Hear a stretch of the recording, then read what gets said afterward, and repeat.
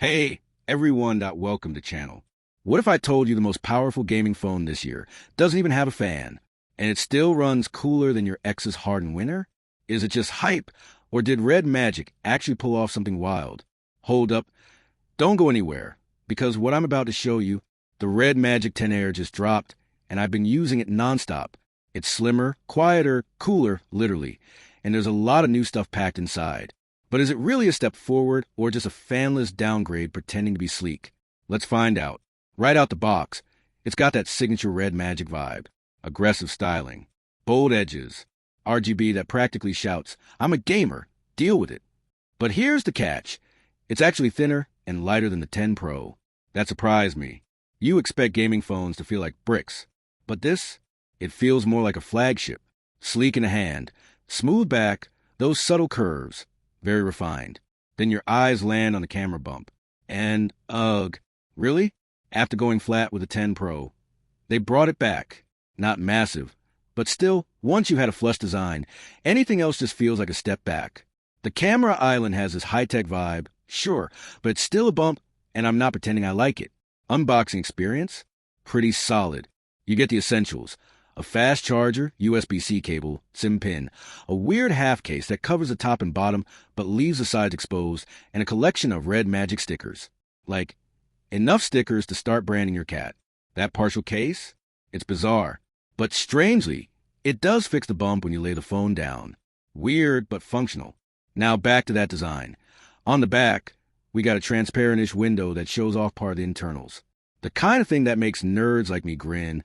There's something satisfying about seeing your hardware, even if it's just decorative. It makes the phone feel alive. And the RGB lights?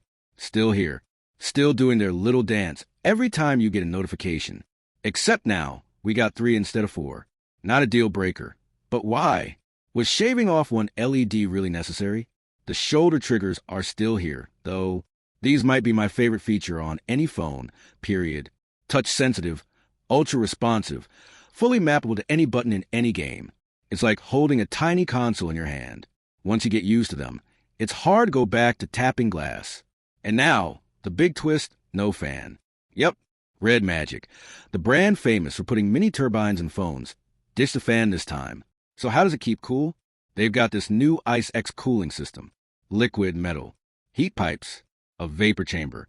I don't know if it's science or sorcery, but it works. For the most part. Light gaming? Totally chill. No heat. No throttling. Just smooth, buttery gameplay. But during longer sessions, like an hour into Genshin or Apex, it starts to get warm. Not burn your fingers hot, but warm enough to notice. Does it throttle? Slightly. Nothing dramatic. I lost maybe 3 to 5 frames per second over time. But unless you're a pro, you're not going to care. It still runs better than most $1,000 flagships. The screen, though? Oh, yes. 6.8-inch AMOLED. 120 Hz refresh. Gorgeous. It's big, bright, and the bezels are basically invisible. And then there's the under-display camera. And I mean under. It's almost impossible to see. I had to shine a flashlight on it to even notice where it was. That's next level. Is the camera quality from amazing? No, it's okay. But for video calls and casual selfies, totally usable. It's a compromise I'll gladly take to have an uninterrupted display.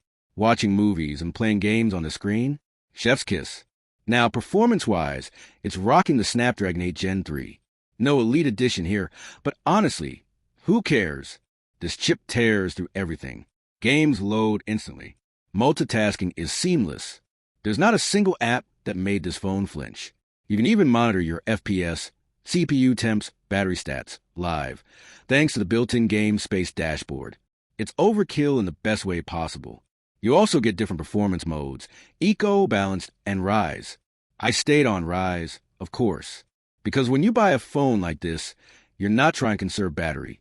You're trying to destroy lobbies. Speaking of battery, 6,000 milliamp hours. Yes, that's huge. It's actually a bit smaller than the 10 Pro, but because there's no fan draining power every second, it lasts longer. I got a full day of heavy use, gaming, YouTube, Discord, some camera tests, and still had 20% left at night.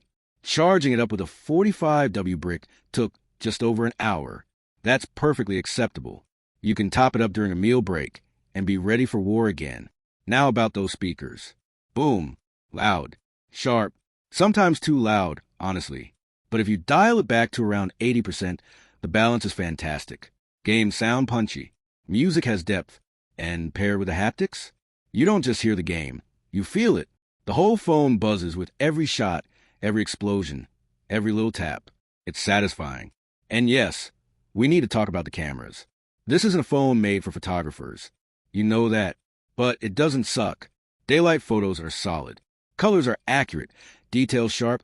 HDR works. The ultra-wide lens does its job. Not amazing, but decent. Night mode? Serviceable.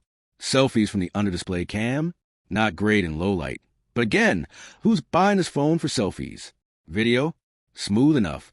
Stabilization is an iPhone level, but it's good enough for casual content. If you really want cinematic footage, use an actual camera. Now here's something fun. Mora is back, the AI waifu herself. And somehow, even weirder. She talks. She reacts. She throws little flirty lines at you when you unlock the phone. I asked her the time, and she said, "Time to go outside, Commander. You've been playing for hours." Rude, but also maybe accurate. And now you can customize that red slider switch. Wanted to open the camera, launch a game, mute notifications, or summon more directly. It's yours to play with. Feels like they're giving us more freedom with each generation, and I love that. Gaming is where this phone shines. I ran PUBG, COD Mobile, Genshin, and Diablo Immortal, and it never skipped a beat. The shoulder triggers make a real difference. Being able to scope, shoot, reload without lifting your thumbs off the screen is just a better way to play. It's not a gimmick. It's a legitimate edge. And with game space, you've got a full dashboard at your fingertips. Block calls, lock brightness, record gameplay, change touch sensitivity. It's all there. It's not just a phone. It's a portable battle station. So what's the verdict? Honestly, this phone is wild. It's not perfect. No fan means some heat. The camera bump makes me grumble. And the under-display camera is still kind of mid. But all that said, it's $550. Let me repeat that. $550. For this kind of performance, these specs, RGB, AMOLED 120 Hz, triggers Mora. Dude, you can't even get a mid-range Samsung with specs like this. You could buy this, get a new gaming headset, and still have money left for snacks. This isn't just good value. It's borderline theft. So what do you think?